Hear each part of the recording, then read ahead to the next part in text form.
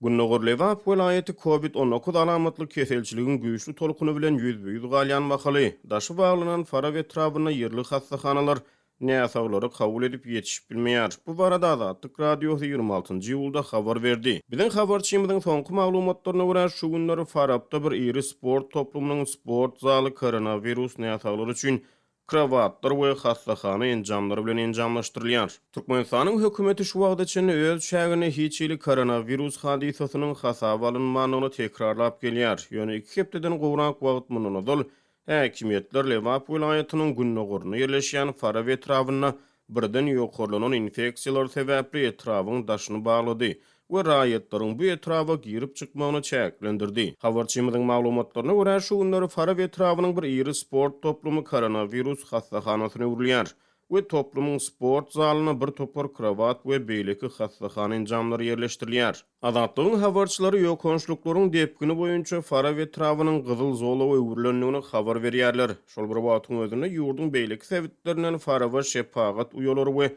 lukmanlar iş taparyna uradylýar. Habarçymyz Farapda 7 kadr we lukman ýetmezçiliginiň duýulýanlygyny habar berýär. Onuň maglumatlaryna görä koronavirus näsaglary üçin niýetlenen sport tesgasy Farapyň etrap merkezine Farap şäherine ýerleşýär. Biziň habarçymyz bu sport toplumyny öňümüzdäki 10-15 güniň dowamyny kislorod we dem alyş enjamlary bilen enjamlaşdyrmak işlerini dolup tamamlamagyň göz tutulýanyny habar berdi. Dünýäniň iň ýapyk ýurtlarynyň biri bolan Türkmenistanyň saglyk edaralary ýurtda koronavirus epidemiýasynyň hakyky gerim barada statistika maglumatlary hödürlemeýär. Muňa derek hökümet virusyň ýurdun çägine asla ýüze çykarylmanyny gaýtalaýar. Ýöne häkimetler maska düzgüni welaýatlaryň arasyndaky hereket çäklendirmeleri ýaly öňüne alyş çärelerini güýçlendirýärler. Azatlyk Radiosy epidemiýanyň ilkinji aýlaryna Farapda koronavirus alamatly keseli bilen aradan çıkan bir ýokary derejeli resmi barada habar berdi. Azatlygyň çeşmeleri Farap etrabynın öňkü häkimi Hasan Metkuliýewiň mundan 1 ýyl töwereги odal 2020-nji ýylyň 18-nji ýylyna